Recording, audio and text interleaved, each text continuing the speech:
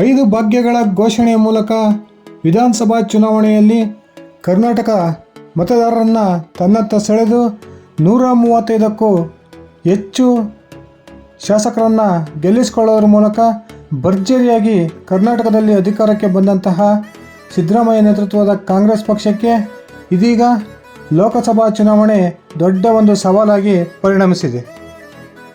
2019ರ ಲೋಕಸಭಾ ಚುನಾವಣೆಯ ವೇಳೆಗೆ ರಾಜ್ಯದಲ್ಲಿ ತನ್ನದೇ ನೇತೃತ್ವದ ಮೈತ್ರಿ ಸರ್ಕಾರ ಅಧಿಕಾರದಲ್ಲಿದ್ದಾಗಲೂ ಕೂಡ ಕಾಂಗ್ರೆಸ್ JDS ಮೈತ್ರಿಯ ಕೇವಲ ಒಬ್ಬೊಬ್ಬ ಅಭ್ಯರ್ಥಿ ಗೆಲ್ಲೋದ್ರ ಮೂಲಕ ರಾಜ್ಯದಲ್ಲಿ ಕಾಂಗ್ರೆಸ್ ಪಕ್ಷ ಹೀನಾಯ ಪ್ರದರ್ಶನವನ್ನು ತೋರಿತ್ತು. ಆದರೆ ಈ ಬಾರಿ 2023ರ ವಿಧಾನಸಭಾ ಚುನಾವಣೆಯಲ್ಲಿ ಬೃಹತ್ ಪ್ರಮಾಣದ ಶಾಸಕರ ಸಂಖ್ಯೆಯನ್ನು ಹೊಂದಿರತಕ್ಕಂಥ ಕಾಂಗ್ರೆಸ್ ಪಕ್ಷ ಇದೀಗ 2024ರ ಲೋಕಸಭಾ ಚುನಾವಣೆಯಲ್ಲಿ ಕರ್ನಾಟಕದ 28 ಲೋಕಸಭಾ ಕ್ಷೇತ್ರಗಳ ಪೈಕಿ 20 ಕ್ಷೇತ್ರಗಳನ್ನು ತಾನು ಗೆಲ್ಲೇಬೇಕಂತ ಗುರಿಯನ್ನು ಇಟ್ಕೊಂಡು ಇದೀಗ ಭರ್ಜರಿಯಾಗಿ ಚುನಾವಣಾ ತಯಾರಿಯಲ್ಲಿ ತೊಡಕೊಂಡಿದೆ. ಆದರೆ ಈ ಲೋಕಸಭಾ ಚುನಾವಣೆಗೆ ಕರ್ನಾಟಕ ರಾಜ್ಯದಲ್ಲಿ BJP ಹಾಗೂ JDS ಮೈತ್ರಿಕೂಟವನ್ನು ರಚಿಸಿಕೊಂಡಿರೋದ್ರಿಂದ ಕಾಂಗ್ರೆಸ್ ಪಕ್ಷಕ್ಕೆ ಹೆಚ್ಚು ಸ್ಥಾನಗಳನ್ನು ಗೆಲ್ಲೋ ಒಂದು ಆಸೆಗೆ ದೊಡ್ಡ ಸವಾಲಾಗಿ ಪರಿಣಮಿಸಿದೆ. ಇತ್ತೀಚೆಗೆ ರಾಷ್ಟ್ರಮಟ್ಟದ ಹಾಗೂ ಕಾಂಗ್ರೆಸ್ ಪಕ್ಷದ ಆಂತರಿಕ ಸಮೀಕ್ಷಾ ತಂಡಗಳು ನಡೆಸಿದಂತಹ ಸಮೀಕ್ಷೆಯಲ್ಲಿ ಕಾಂಗ್ರೆಸ್ಗೆ ಗೆಲುವು ಈ ಬಾರಿ ಕೂಡ ಅಷ್ಟು ಸುಲಭವಿಲ್ಲ ಅಂತಕ್ಕಂಥ ಒಂದು ಮಾಹಿತಿಯನ್ನು ಇದೀಗ ಕಾಂಗ್ರೆಸ್ನ ಹೈಕಮಾಂಡ್ ನಾಯಕರಿಗೆ ತಲುಪಿಸಿದ್ದಾವೆ. ಇದರಿಂದ ತೀವ್ರ ಹತಾಶಗೊಂಡಿರ್ತಕ್ಕಂಥ ರಾಜ್ಯ ಹಾಗೂ ಕೇಂದ್ರದ ಕಾಂಗ್ರೆಸ್ ನಾಯಕರು ಕರ್ನಾಟಕದಲ್ಲಿ ಹೆಚ್ಚು ಲೋಕಸಭಾ ಸ್ಥಾನವನ್ನು ಗೆಲ್ಲೇಬೇಕೆಂಬ ಒಂದು ಗುರಿಯೊಂದಿಗೆ ಇದೀಗ ಒಂದು ಮಹತ್ವದ ಹೆಜ್ಜೆಯನ್ನು ಇಟ್ಟಿದ್ದಾರೆ ಅಂತಲೇ ಹೇಳ್ಬೋದು. ಆ ಸಮೀಕ್ಷಾ ತಂಡಗಳು ರಾಜ್ಯದಲ್ಲಿ ಕಾಂಗ್ರೆಸ್ನ ಒಂದು ಹೆಚ್ಚು ಸ್ಥಾನವನ್ನು ಗೆಲ್ಲಬೇಕು ಅಂದರೆ ಸರ್ಕಾರದಲ್ಲಿರ್ತಕ್ಕಂಥ ಸುಮಾರು 10ರಿಂದ 12 ಪ್ರಭಾವಿ ಸಚಿವರನ್ನು ಲೋಕಸಭಾ ಚುನಾವಣಾ ಕಣಕ್ಕೆ ಇಳಿಸಬೇಕು ಅಂತಕ್ಕಂಥ ಒಂದು ಸಲಹೆಯನ್ನು ಕಾಂಗ್ರೆಸ್ ಪಕ್ಷಕ್ಕೆ ನೀಡಿದ್ದಾವೆ.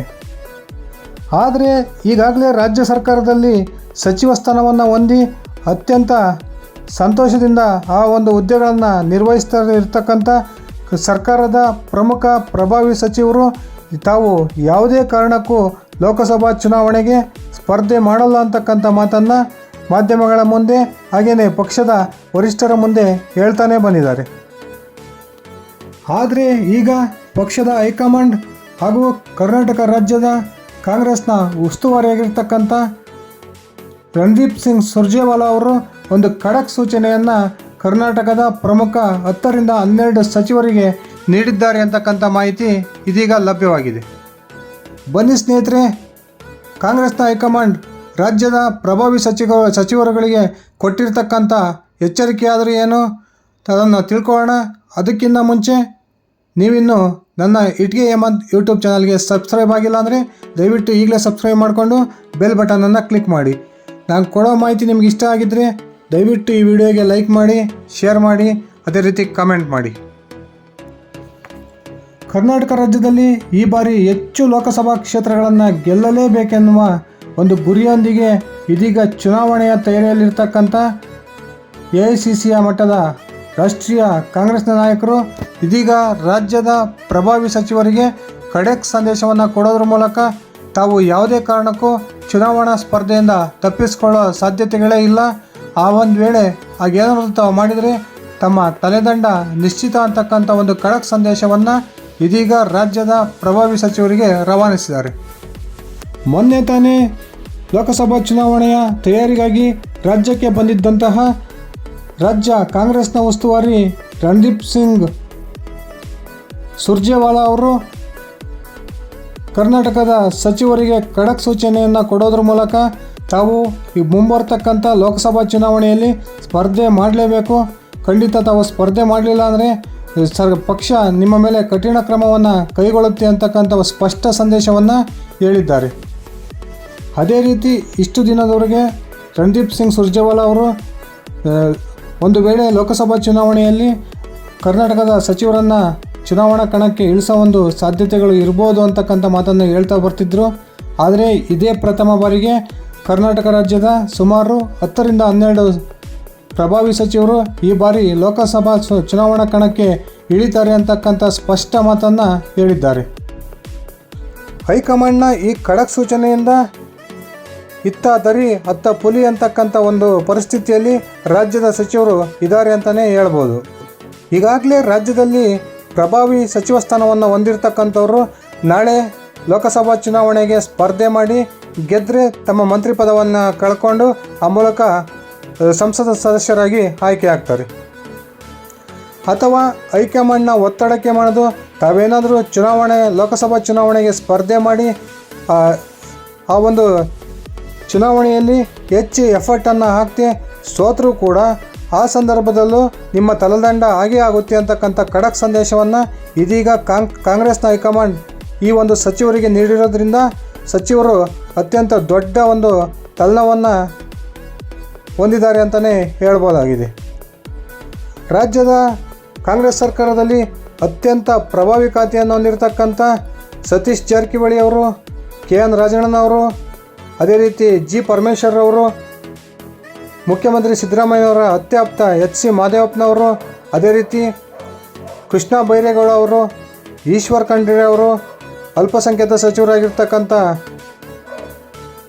ಬೀದರ್ನ ರಹೀಂ ಖಾನ್ ಅವರು, ಅದೇ ರೀತಿ ಕೃಷಿ ಸಚಿವರಾಗಿರ್ತಕ್ಕಂಥ ಚಲುವರಾಯಸ್ವಾಮಿ ಅವರು, ಅದೇ ರೀತಿ ಶಿವಮೊಗ್ಗದ ಉಸ್ತುವಾರಿ ಸಚಿವರಾಗಿರ್ತಕ್ಕಂಥ ಮಧು ಬಂಗಾರಪ್ಪನವರಿಗೆ ಇನ್ನೇನು ಚುನಾವಣೆಯಲ್ಲಿ ಸ್ಪರ್ಧೆ ಮಾಡತಕ್ಕಂಥ ಅನಿವಾರ್ಯತೆ ಬಂದು ಒದಗಿದರೂ ಆಶ್ಚರ್ಯಪಡಬೇಕಾದ ಸಂಗತಿಯನ್ನಲ್ಲ ಸ್ನೇಹಿತರೆ.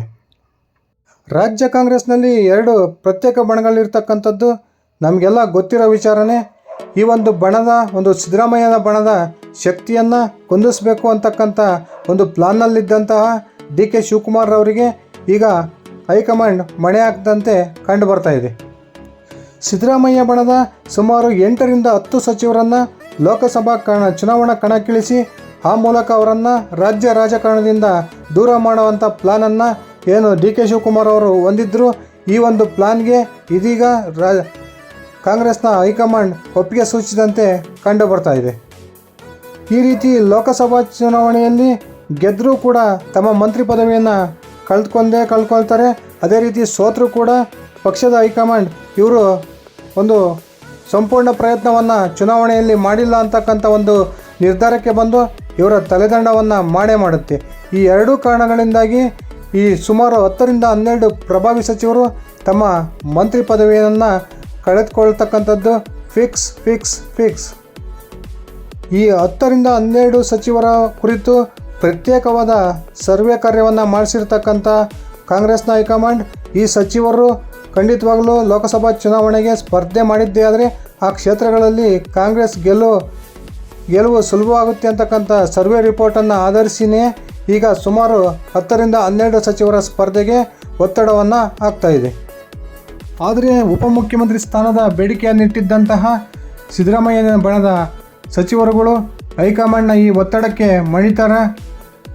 ಹೈಕಮಾಂಡ್ನ ಒತ್ತಡಕ್ಕೆ ಮಣಿದು ಆ ಮೂಲಕ ಲೋಕಸಭಾ ಚುನಾವಣೆಗೆ ಸ್ಪರ್ಧೆ ಮಾಡ್ತಾರಾ ಅಥವಾ ಇದೇ ಒಂದು ಹೈಕಮಾಂಡ್ನ ಕಠಿಣ ನಿರ್ಧಾರ ಸಿದ್ದರಾಮಯ್ಯ ನೇತೃತ್ವದ ಸರ್ಕಾರಕ್ಕೆ ಒಂದು ದೊಡ್ಡ ಕಂಟಕವನ್ನು ತರುತ್ತಾ ಕಾದು ನೋಡೋಣ ಸ್ನೇಹಿತರೆ.